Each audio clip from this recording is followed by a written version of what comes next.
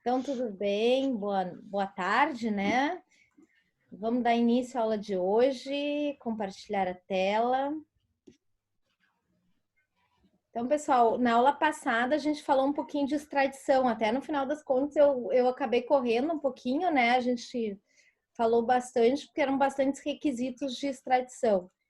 E aí a gente fez toda a combinação relativamente ao final do semestre, então que nós vamos refazendo.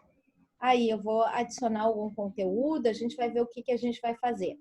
Na aula de hoje, a gente vai falar aqui sobre a condição jurídica do estrangeiro, sobre a nova lei de imigração. Então, nessa aula de hoje, que vai ser um pouquinho a aula de hoje, a próxima aula, tá? A gente vai falar sobre o advento da nova lei de imigração, que revogou o antigo Estatuto do Estrangeiro, tá? O Estatuto do Estrangeiro, Lei 6.815, pessoal, era uma legislação de 80, era uma legislação baseada na ideia de que o estrangeiro sempre seria um estranho à nação. E eles, de alguma forma, ele infligia um grande risco à segurança nacional. Então, vários dos dispositivos, inclusive dos que a gente vai estudar a partir de agora, eles tinham essa conotação. Então, por exemplo, quando a gente vai ver a questão da expulsão, a questão um pouco relativamente aí à deportação também, isso tinha a ver a própria estado do estrangeiro com o fato de que ele não representasse um risco à segurança nacional. Hoje esses institutos, eles sofreram uma modificação de compreensão da forma como é visto o estrangeiro. Isso se dá a partir da nova lei de imigração de 2017, eu botei aqui, ó, lei 13.445, tá? De 24 de maio de 2017. Então, essa lei tem 3 anos, né? Vai fazer 3 anos. Não, já fez, né? 3 anos. E ela traz aqui uma ideia de conceber o estrangeiro e a migração de acordo com os direitos humanos, tá? Então, isso é o principal. Eu não sei se alguém chegou, né? Acredito que não, mas ter estudar um pouquinho sobre a lei, sobre a antiga legislação, não é, que era denominada condição jurídica do estrangeiro, vai visualizar ali, por exemplo, que era possível expulsar o estrangeiro que representasse um risco à segurança nacional, que estivesse de vadiagem, que não tivesse um trabalho fixo.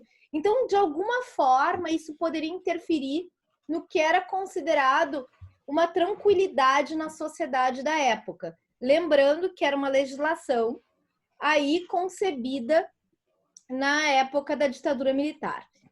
Essa nova lei de imigração, então, ela dispõe sobre os princípios da política migratória. E aí são aqui, ó, nós temos 22 princípios.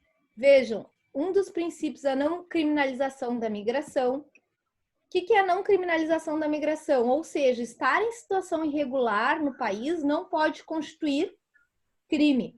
Até tem uma colega que fez um livro bem bacana, que é Crimigração. Ela de alguma forma relaciona, Ana Luísa Zago, o nome dela, como a migração ela é vista muitas vezes de forma criminosa, como a política criminal ela tende a considerar o migrante sempre aí na mira de eventual punição. Tá? Então vejam que os princípios são os mesmos que a gente estudou em relação aos direitos humanos, ó, universalidade, indivisibilidade, interdependência, repúdio e prevenção à xenofobia, racismo. Aí a questão da promoção da entrada regular e regularização documental, esse inciso foi tema da prova da OAB, já. A acolhida humanitária, que a gente estudou na última aula. A garantia do direito à reunião familiar, que nós estudamos lá na política de asilo, na última aula. Então, todas essas são aqui princípios, a observância, proteção do brasileiro no exterior também, é uma questão nova. A antiga lei de imigração nada dispunha, ela só tratava do estrangeiro, mas não do brasileiro que migra, tá?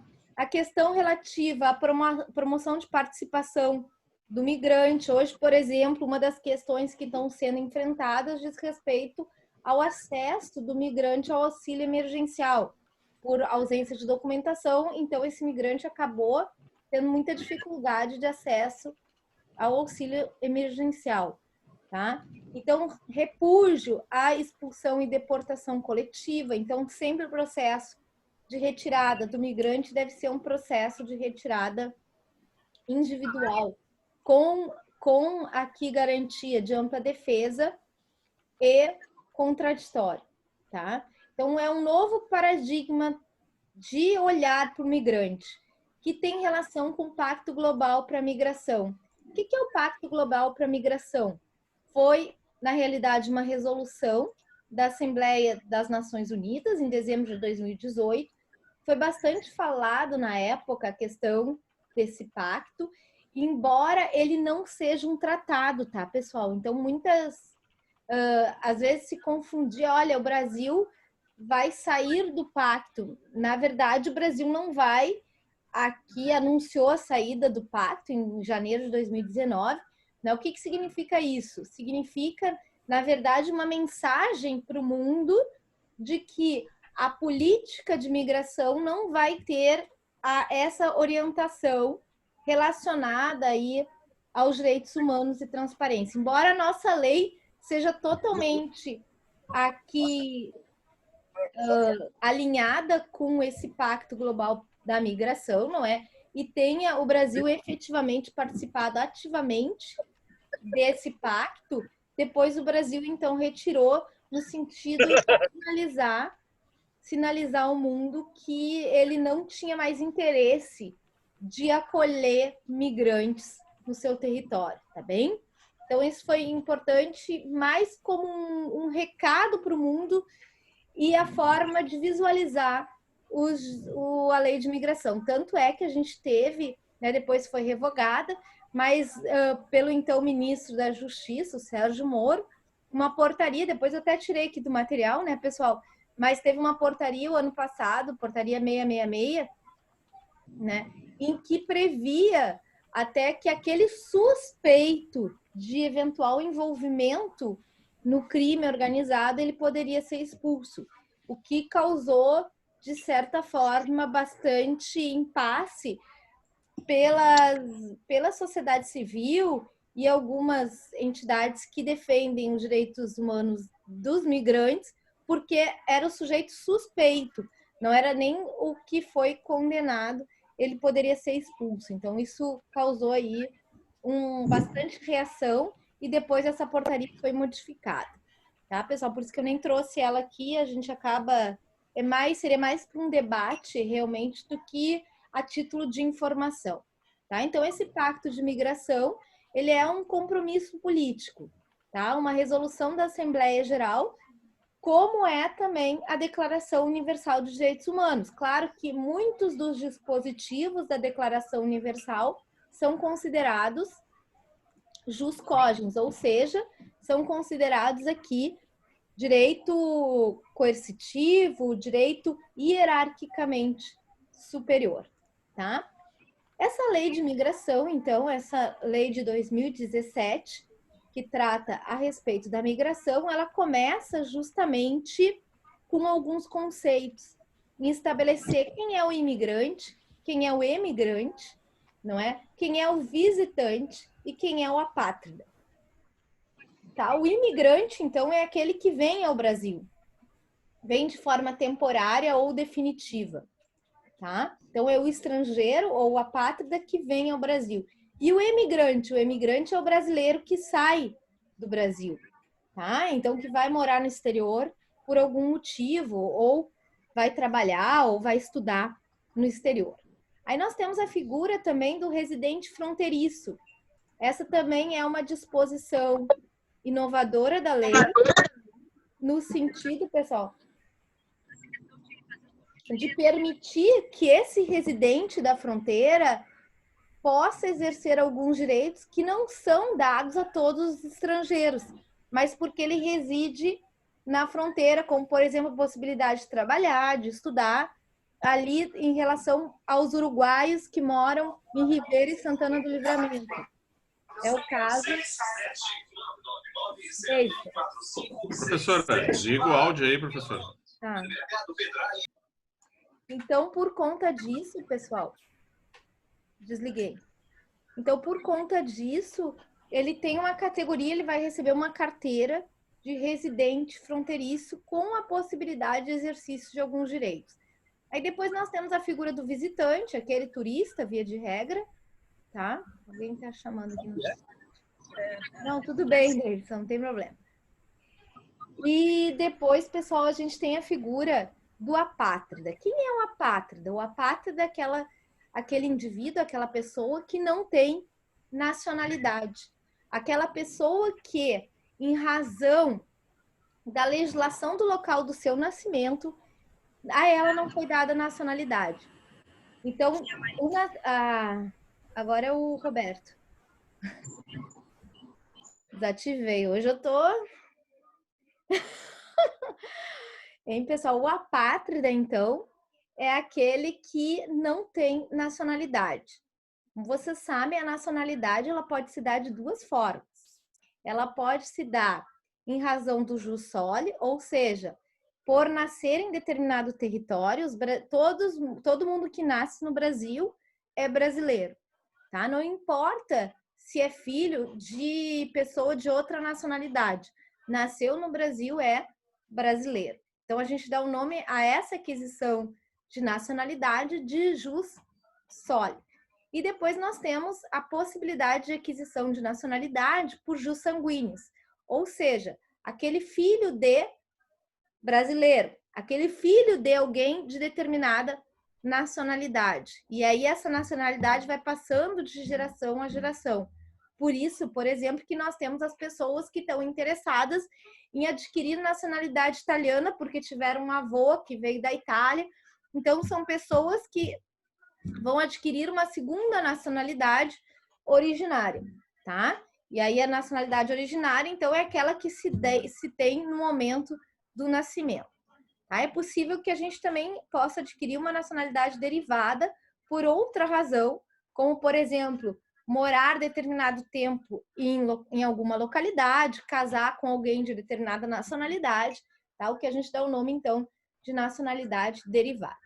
O apátrida, então, é aquele que não tem nacionalidade, pessoal. Aquele que não conseguiu adquirir nenhuma nacionalidade.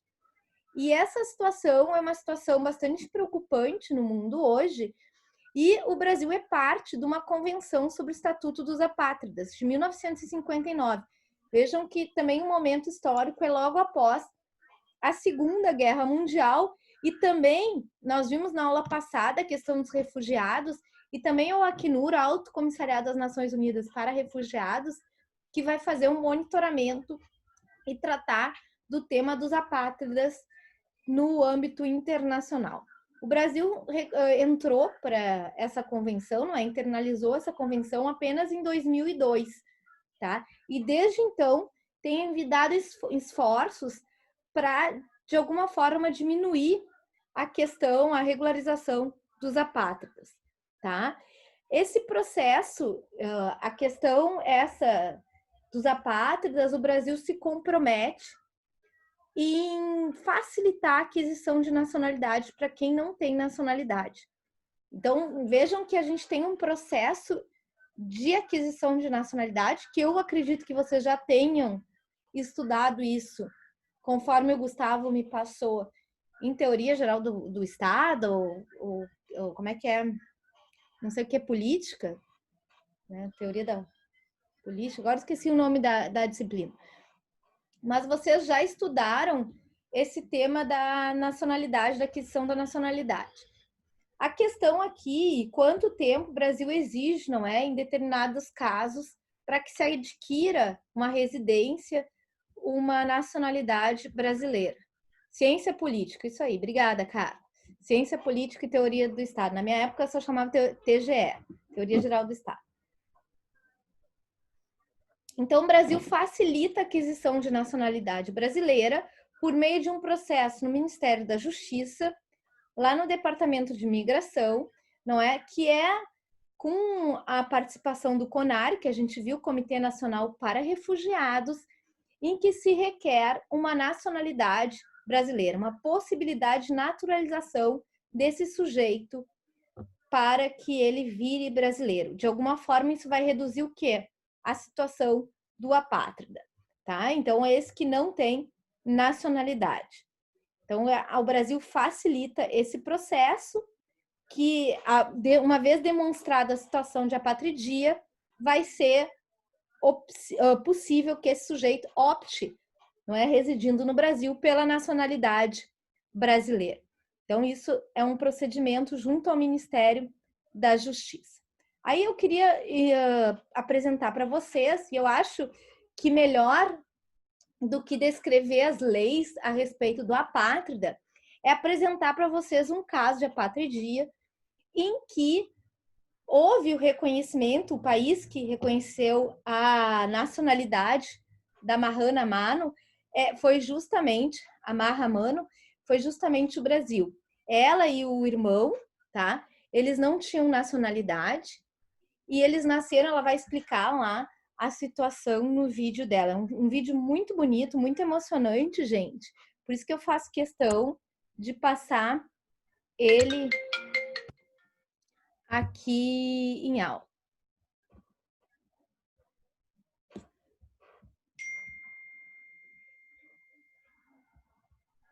Só um pouquinho.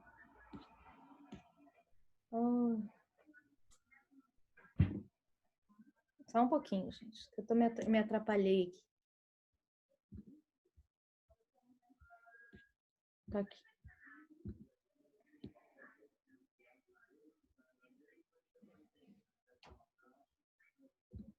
Você e sua equipe têm trabalho para entregar. Com Monday.com é fácil, legal e simples. Basta.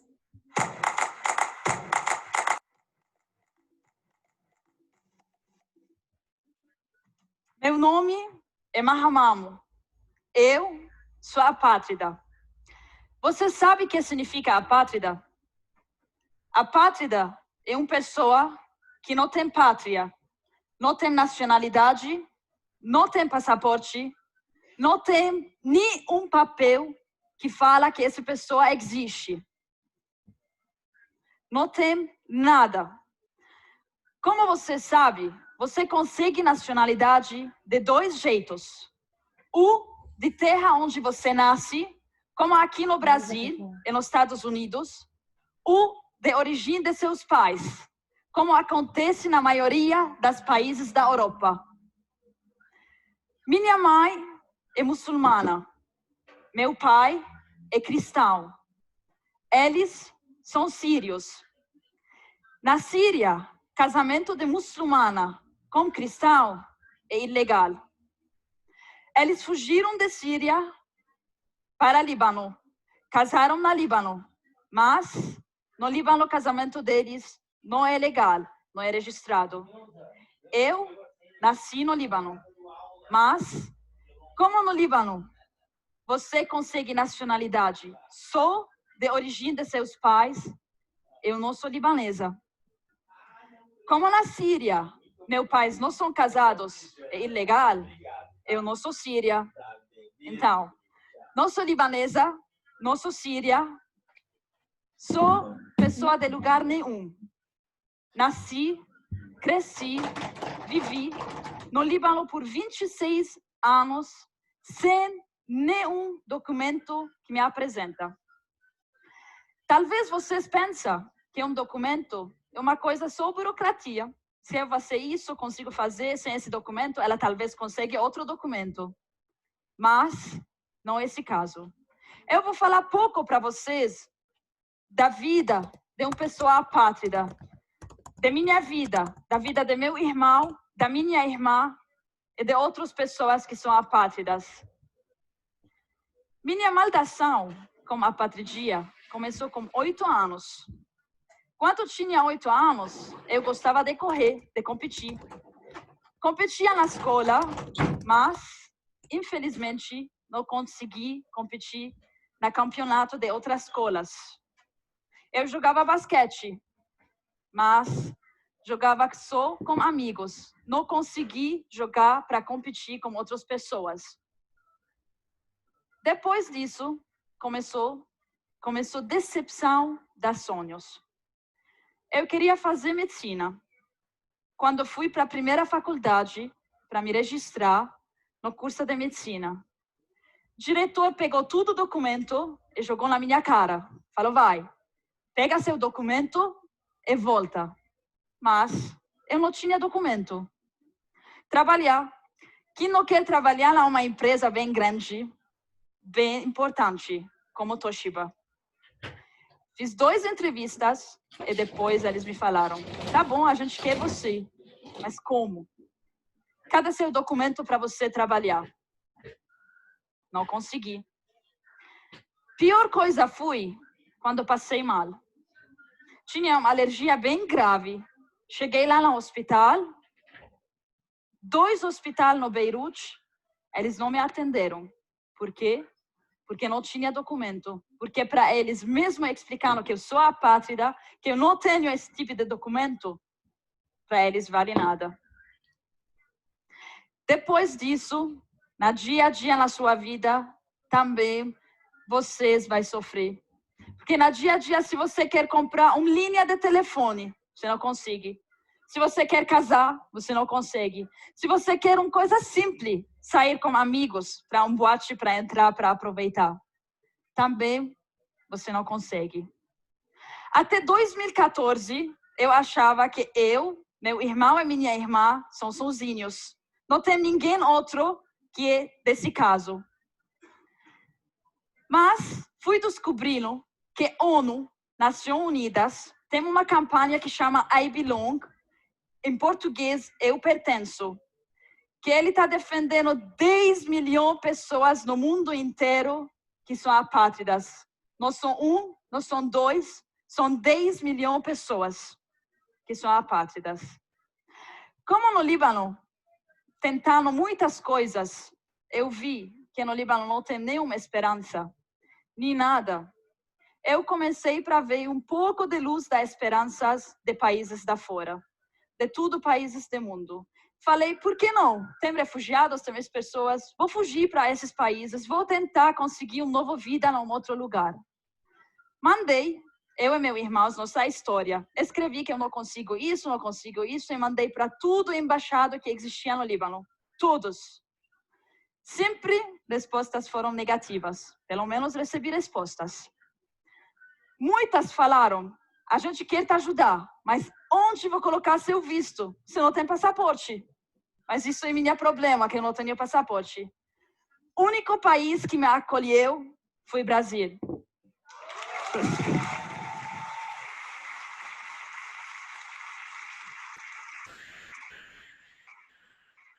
Foi o único país que me acolheu, que me falou bem-vinda.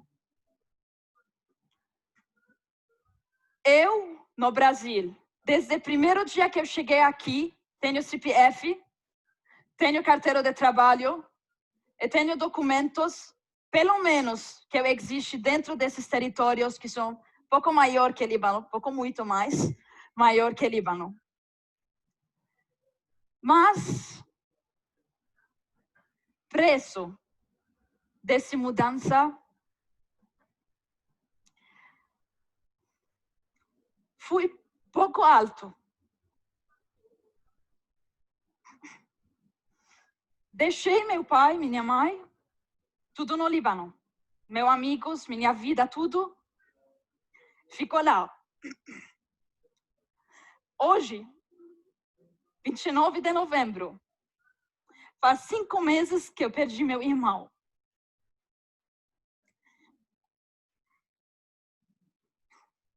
Fui assassinado numa tentativa de assalto em Belo Horizonte. Em Belo Horizonte, cidade onde acolheu a gente. Cidade onde eu não conhecia ninguém no Brasil, mas fui acolhida pela uma família brasileira que acolheu a gente como família, que eu conheci eles pelo Facebook. Eu morava com eles, eu, meu irmão e minha irmã. Perdi ele de uma tentativa de assalto. Ele morreu apátrida. Ele morreu sem nenhuma nacionalidade. Agora, eu estou aqui porque estou lutando. Eu vou lutar. Vou lutar pelo meu irmão, vou lutar pela minha irmã, vou lutar para ele 10 milhões de pessoas que existem no mundo inteiro. Porque eu estou aqui. Você está me vendo, eu existo. Como esses 10 milhões de pessoas que são do osso e de carne. E eles existem. Eu vou lutar para eles pertencer também. Só como eu falei no Acnur, nas Nações Unidas, a gente tem uma campanha que chama I Belong. Eu pertenço. Eu vou querer de vocês, de seu tempo tudo, só um minuto. Se vocês vão nesse website, unhcr.org/ibelong, lá tem uma carta aberta que vocês vão achar. Nessa carta aberta, eu vou pedir de vocês de falar de meu nome, do nome desses 10 milhões de pessoas. De divulgar, de falar alto, porque eu quero existir, eles também. Quero que vocês divulguem essa campanha, vocês divulguem essa carta aberta para todo mundo assinar. Pelo menos a gente vai ter pessoas que conhecem nossa história, que nós somos sombra que está nessa vida. Na sua sacola, se vocês abrem, tem uma pulseira azul. Posso pedir de vocês pegar ela, por favor?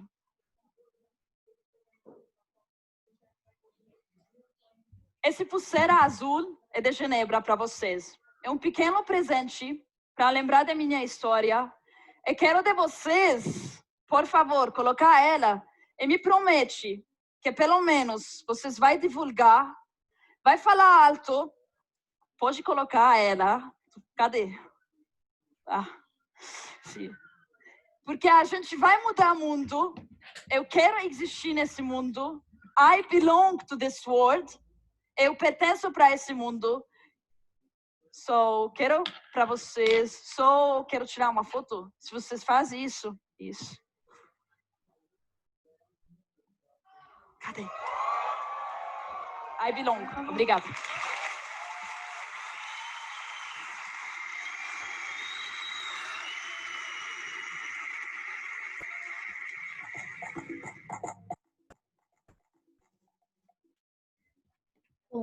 Ai, o que acharam, pessoal, do vídeo? Bem bacana. Lindo, né? O depoimento dela, tudo, né? E eu compartilho sempre esse vídeo em aula, pessoal. E depois a gente acaba fazendo um pouquinho de debate sobre ele, não é? Sobre o que significa ser apátrida. Então, se alguém quiser fazer alguma colocação. Lindo, uma luta por um direito, isso aí, emocionante.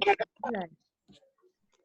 Tudo que ela passou e a gente pensa, né, que nem tem tantos apátridas e no fundo ela demonstra que existe um número imenso de apátridas. Aí tem essa campanha do Acnur. Desativei o som do Roberto. Será que o Roberto quer falar?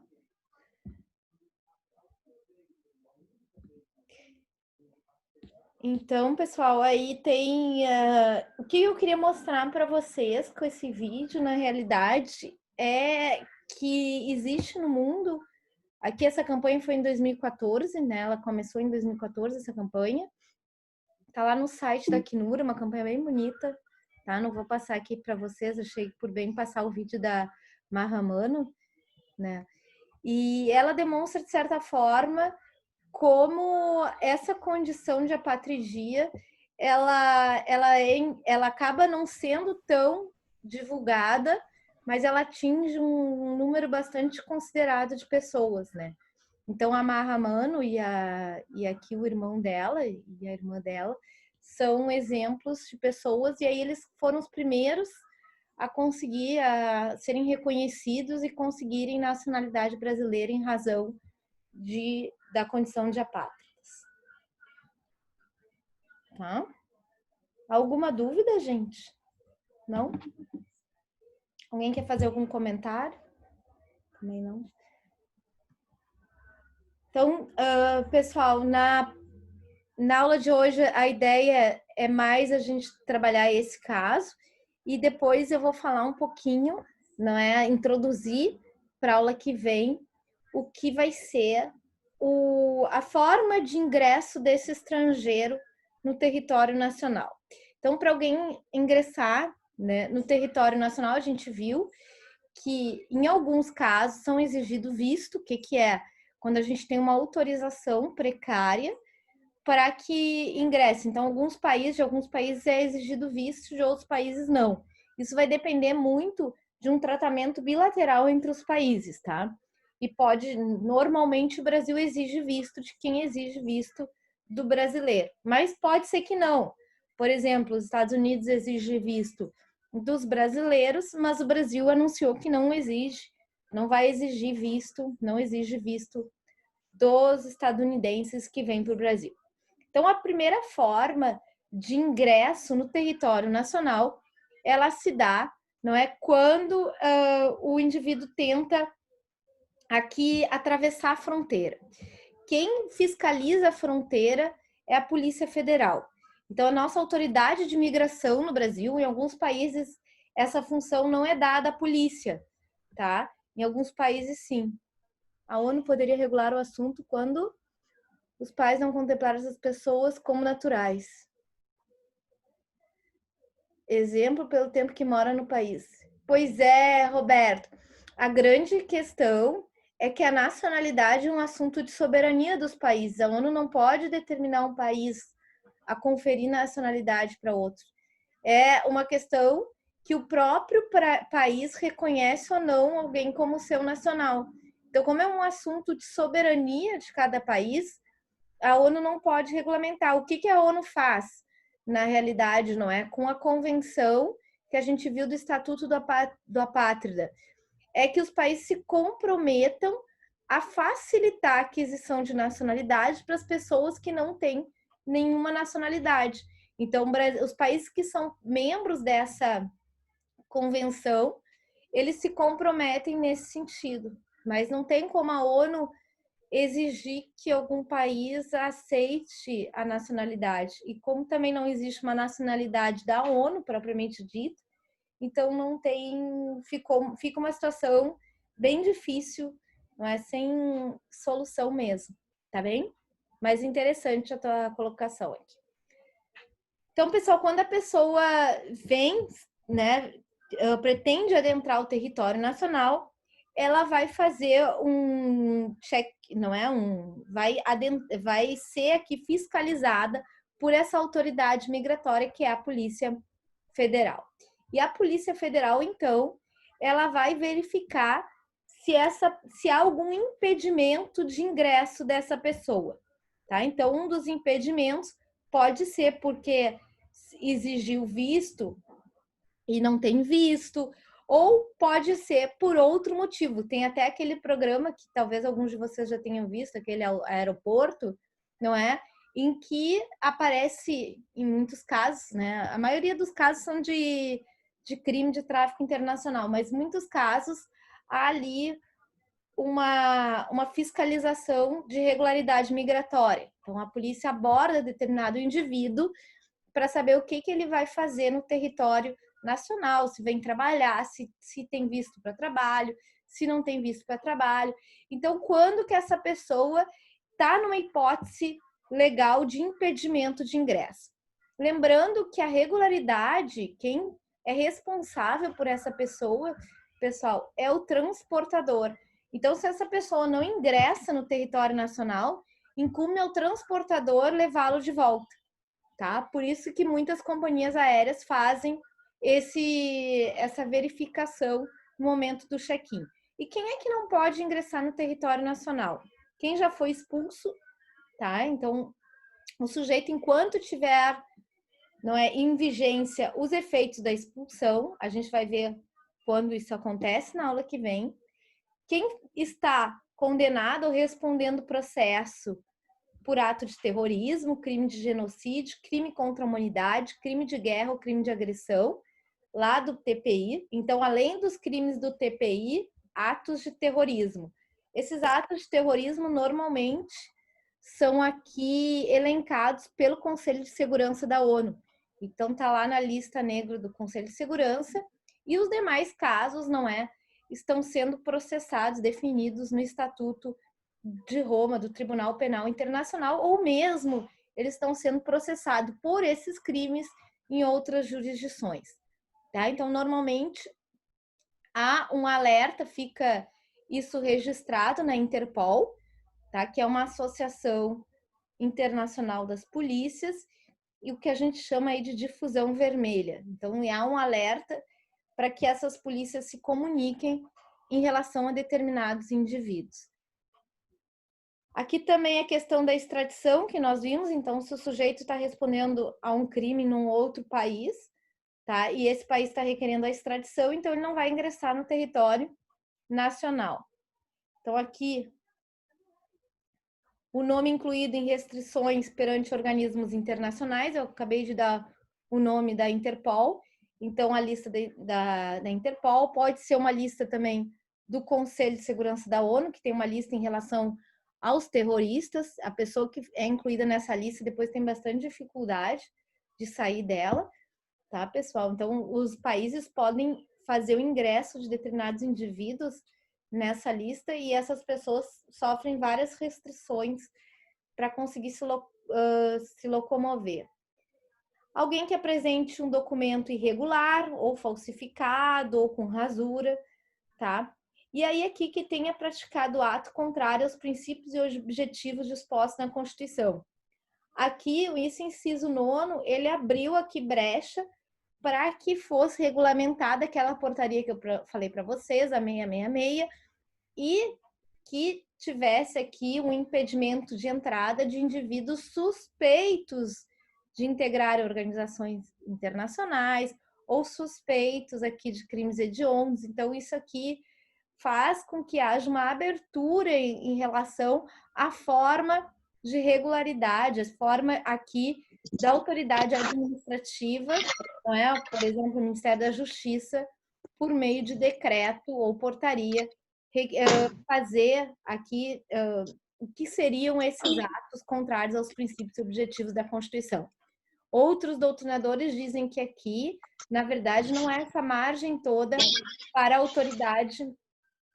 autoridade administrativa, tá? Então, ele teria que se adequar aos aspectos da lei, ok? E aí a lei é bem clara, dizendo que por motivo de raça, religião, nacionalidade ou opinião política, não pode haver restrição de acesso. Bom, muito bem. Então, esses são os motivos que fazem com que alguém seja impedido de ingressar no Brasil. Aí eu trouxe aqui um exemplo que ocorreu, não sei se vocês se lembram, saiu um pouquinho na mídia, né? Mas é um caso bem peculiar, a existência de alguns estrangeiros no aeroporto de Guarulhos. Então, eles foram impedidos de ingressar no território nacional, mas, ao mesmo tempo, não conseguiram ser relocados para imediatamente serem transportados de volta do local em que eles estavam. Então, isso gerou aqui também uma mídia negativa para o Brasil. Essas pessoas ficaram num conector, no aeroporto mesmo, entre aspas, detidas, né? Porque elas não podiam sair para ingressar no território brasileiro, mas também tinham que aguardar a forma de colocar elas novamente no local em que elas, né, no país de origem. E aí, por conta disso, alguns movimentos de proteção dos direitos humanos interviram, e isso acabou sendo resolvido, né? A questão relacionada à regularidade, em alguns casos, dessas pessoas, com o pedido de refúgio. Outros casos, então, o contato com o transportador para alocar essas pessoas no voo de volta. Então, só para demonstrar que isso não, em princípio, não pode acontecer, né?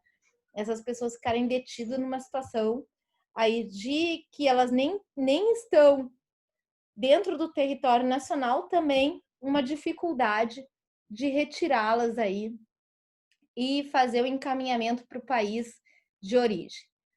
E aí, por isso que eu trouxe lá no nosso material aquele filme do Terminal, do Tom Hanks, né? É um pouquinho parecida a situação dele, e o país dele acaba enfrentando uma hipótese de guerra, e aí então ele não consegue.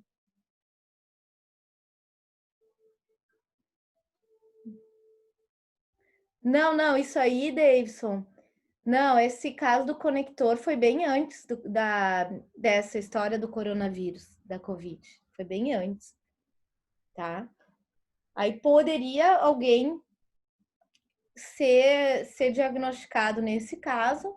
Por exemplo, agora teve o caso dos cruzeiros, vocês viram no navio, e a pessoa não pode sair, e aí tem que aguardar como que ela vai retornar, porque alguns portos de origem sequer recebiam esses indivíduos de volta. Tinha até uns brasileiros num cruzeiro no Pacífico que estavam nessa situação.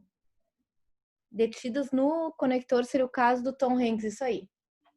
Isso aí, Marcelo. Então tá lá a sugestão para vocês verem o filme. Tá? Então aí o que acontece, pessoal? Essas que a gente vai estudar na próxima aula vão ser as medidas de retirada compulsória desse estrangeiro que está caracterizado aqui em alguma situação de impedimento de ingresso no território nacional. Tá? E quais são as medidas de retirada? A repatriação, a expulsão e a deportação, tá?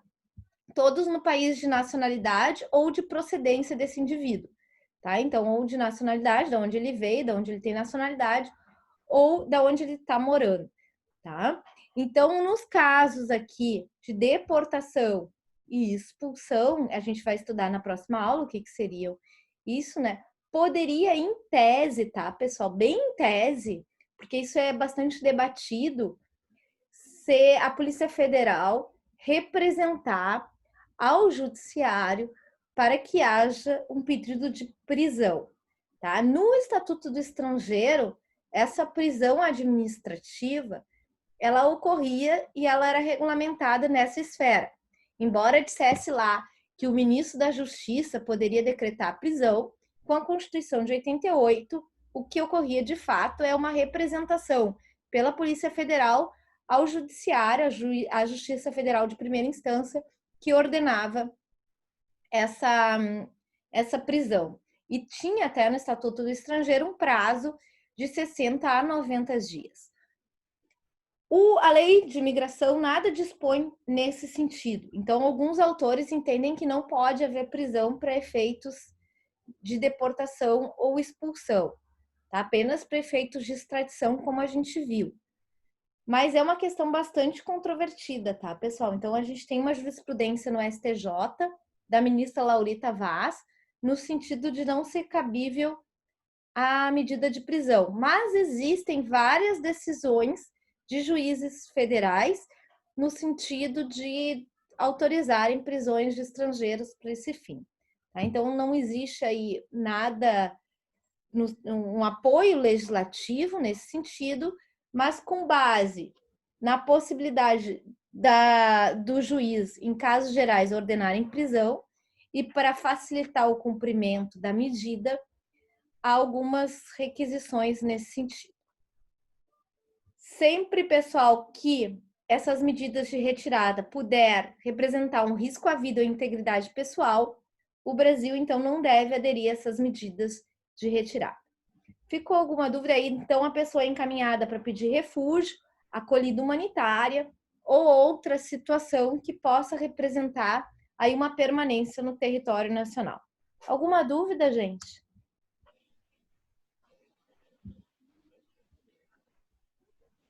Ninguém?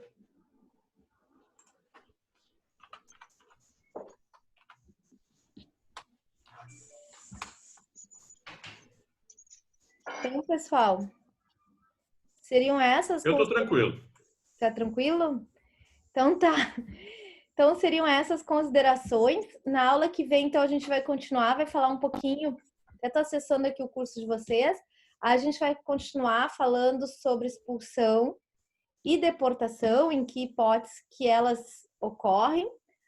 E na próxima aula a gente vai falar um pouquinho sobre o refúgio e o asilo, que eu ainda não comentei com vocês a esse respeito. Tá bem?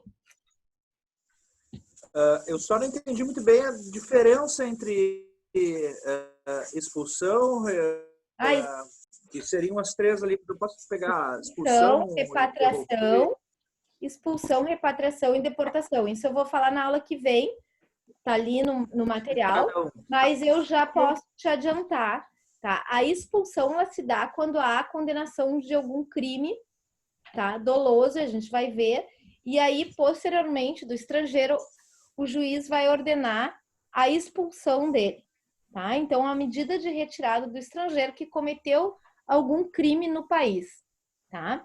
Aqui no Brasil.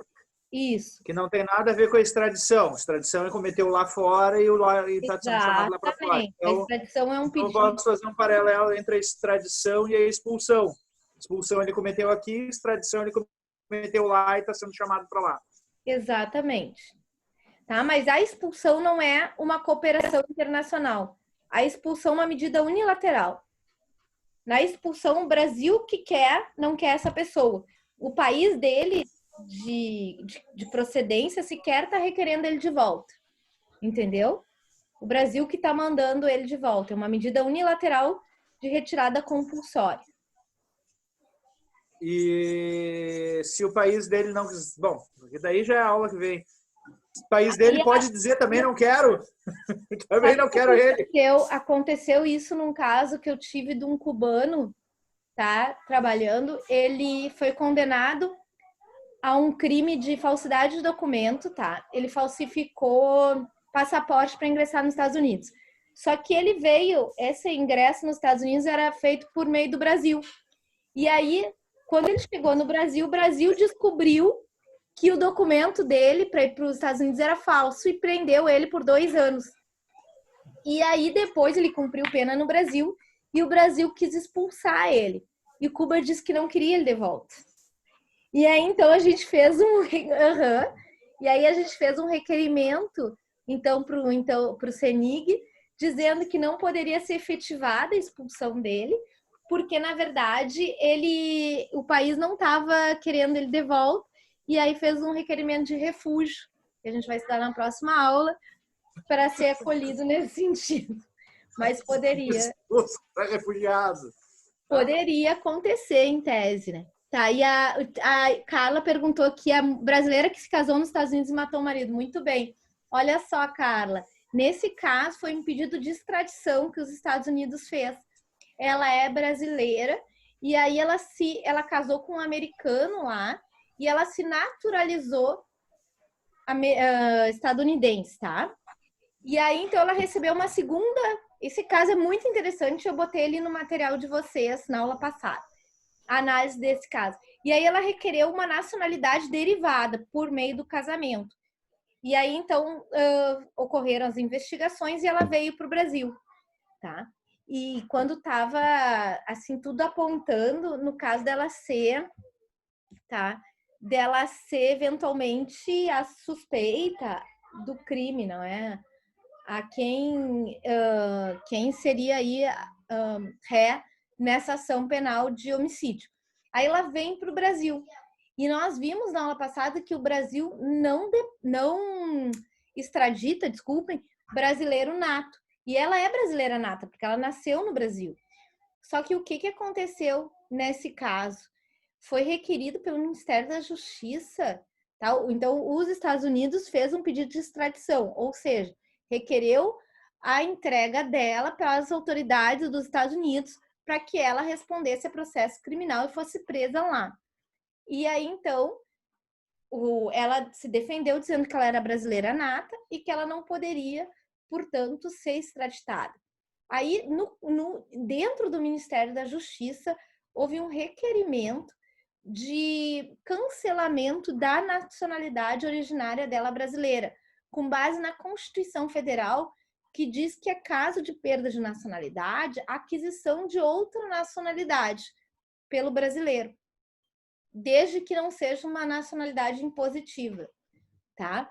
E aí nós não tínhamos, esse caso é muito interessante, pessoal, nós não tínhamos o registro de que efetivamente um caso em que ocorresse a perda de nacionalidade.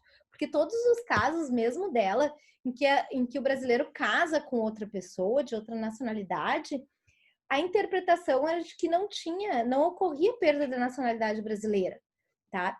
E aí, no caso dela, a interpretação do Ministério da Justiça foi no sentido dela perder a nacionalidade brasileira e o Supremo Tribunal Federal, então, acabou autorizando a extradição dela. Agora, é um caso super, super, assim, paradigmático mesmo. Aí, com base nele, que até falei para vocês na aula passada, sabe que aquele sujeito, aquele brasileiro que casa com alguém, adquire a nacionalidade dessa pessoa? Muito cuidado, porque eventualmente pode ser interpretado como a perda da nacionalidade brasileira. Ficou claro? Quer que eu te mostre aqui o artigo da Constituição?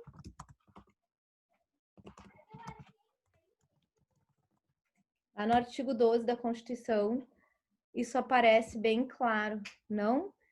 Então tá. Mas vocês lembram que tem a perda da... Tá aqui, ó. Deixa eu... eu não compartilhei. Não adianta eu abrir para mim e não compartilhar, né? Então aqui, ó. Onde é que eu tô? Então aqui, ó, na Constituição... Deixa eu achar aqui, artigo 12... Tá aqui. Então vejam, ó.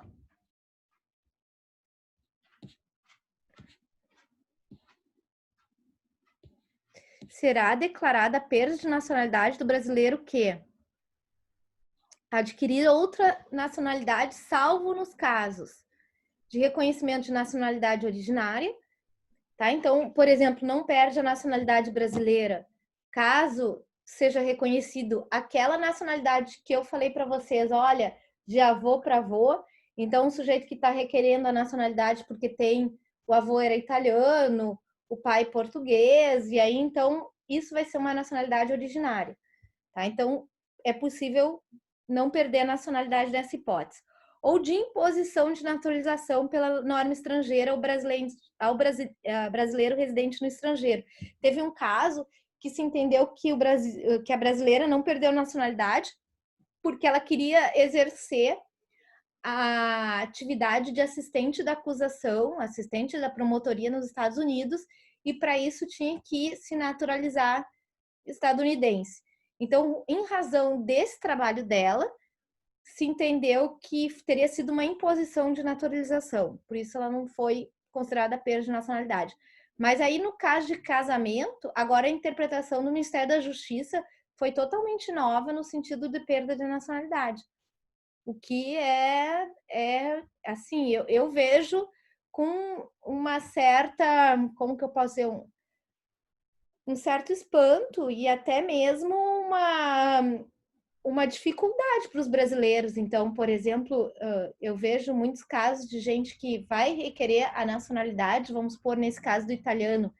Então, a mulher ou o marido consegue a nacionalidade originária e o marido dessa pessoa requer a nacionalidade. Pode, eventualmente, cair no mesmo caso dessa brasileira que foi acusada de extradição.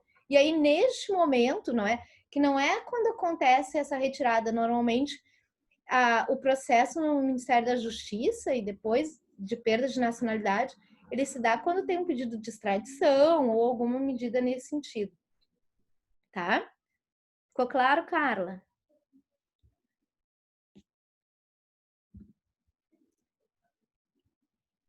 Então é isso, gente. Na aula que vem, então, a gente continua. E aí, Paula, a gente vai falar sobre a expulsão e a deportação de forma aí mais peculiar. Mas se quiser adiantar, lá no nosso material do AVA, tem um videozinho de 3 minutos com uma explicação sobre isso, para também já facilitar para vocês. E tem também essa sugestão do filme. E tem, viu, Carla, esse vídeo da Mahana Mano, que eu acho que é bem, bem bonito, bem interessante. Tá joia, pessoal? Então, até a próxima aula.